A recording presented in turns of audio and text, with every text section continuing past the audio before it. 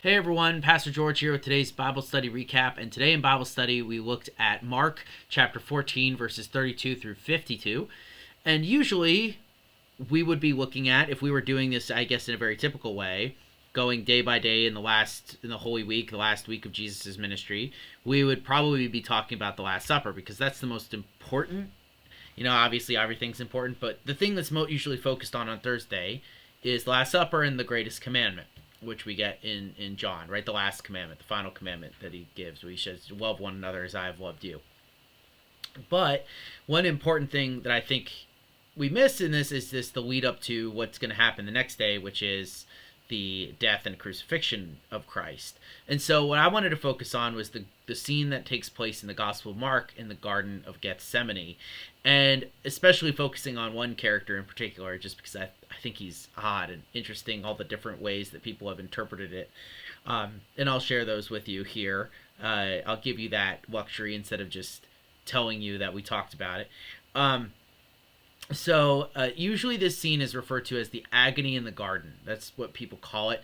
Agony comes from the Greek word agon, which means like a contest or sometimes even a fight.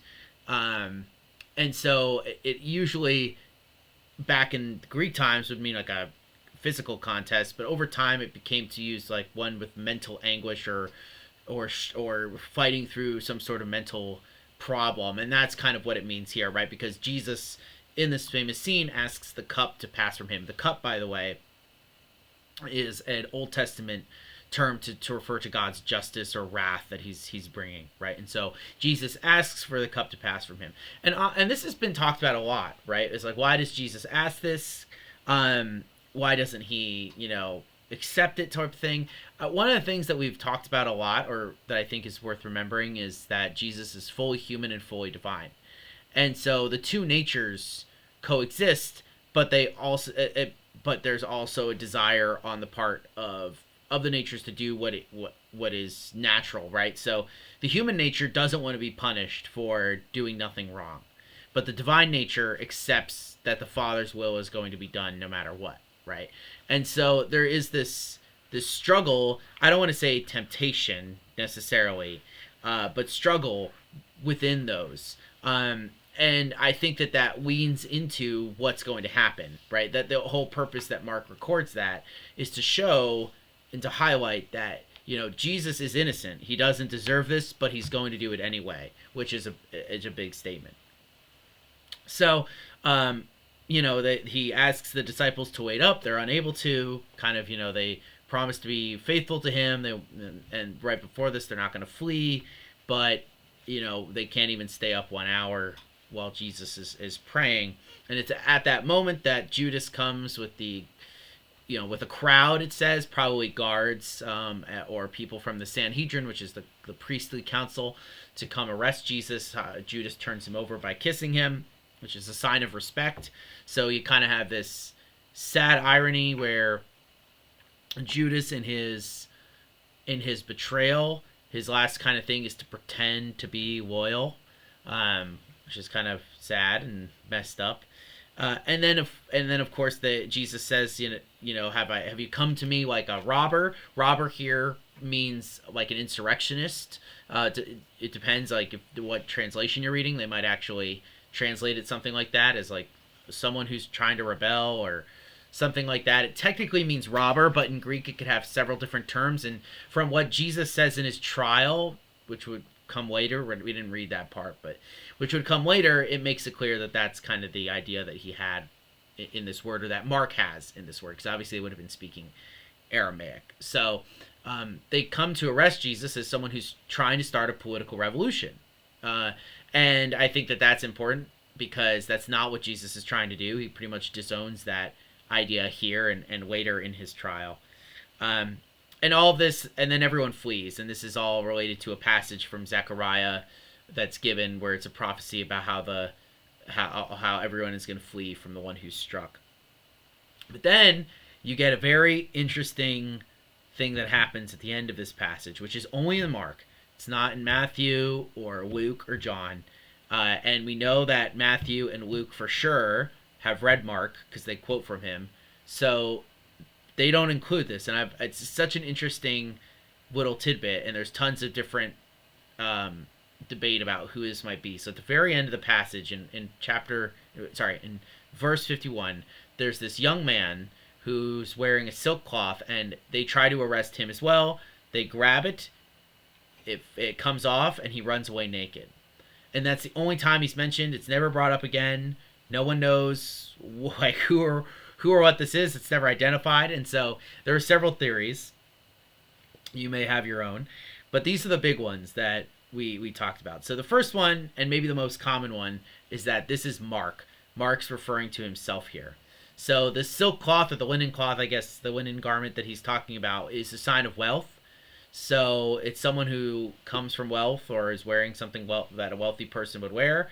And Mark comes from a wealthy family. That's mentioned in Acts in chapter 12. So it could be Mark, kind of like showing that he was a witness to this. I don't know if that's necessarily true, but it could be. One of the ones I really like, although, again, we don't know for sure, is the rich young ruler. So you'll remember that there's a famous time in the Gospel of Mark and in the other Gospels where a young man comes to Jesus and he says, "What should I do to inherit eternal life?" And Jesus tells him, he says, "Good teacher, what must I do to inherit eternal life?" And Jesus goes, "Oh, why do you call me good? No one is good but God alone." And then he gives him a list of, keep the commandments, do this, and the guy goes, "Oh yeah, I've done that." And then he says, one more thing you need to do, you need to sell all you have and give it to the poor. And the young man goes away sad. And I have heard biblical commentaries say this is him. So he actually, because he drops out of the story at that point, but he comes back, and this is Mark's way of showing that, this guy actually ended up following Jesus. I really like that idea. I don't know if that's necessarily true, but I think it's cool. Cool one. It's probably my favorite. The other one is that this is a figurative person. It's not real. Like, Mark invents this character in order to show the shame that the disciples have. Because, the disciples were clothed in, like, goodness and following Jesus, and then they run away, and now they're shamed and naked and, not taken seriously or completely embarrassed. So that's another reading. And the final one is one that I don't think is true. Personally, I think this is probably the least likely, but I saw some people arguing for this, is that in the Jewish Talmud, there's a character in the Talmud, by the way, is the Jewish commentaries on the Old Testament. So it's not like it is a holy book to Jews, but it's not like the Old Testament. And this is commentary that happens a little bit later.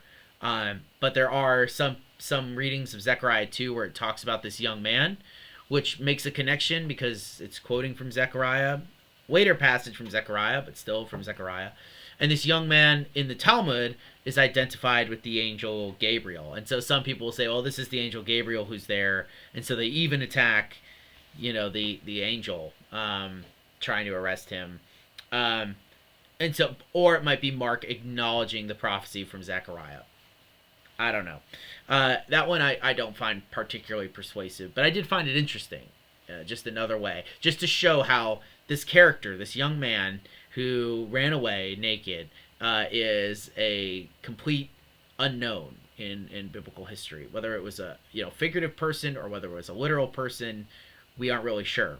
And so it's really interesting. I personally, just out of vibes alone, I want it to be the rich young ruler because I think that's a great narrative that he eventually did give up everything. He just had this one garment, and then he runs away as well, which is normal. Or it could be Mark. I don't know. Anyway, that's what we talked about today. I hope you guys found this interesting. I'll see you guys tomorrow for an episode of A New Thing, and Sunday for Palm Sunday. So excited for that. See you then. Peace out.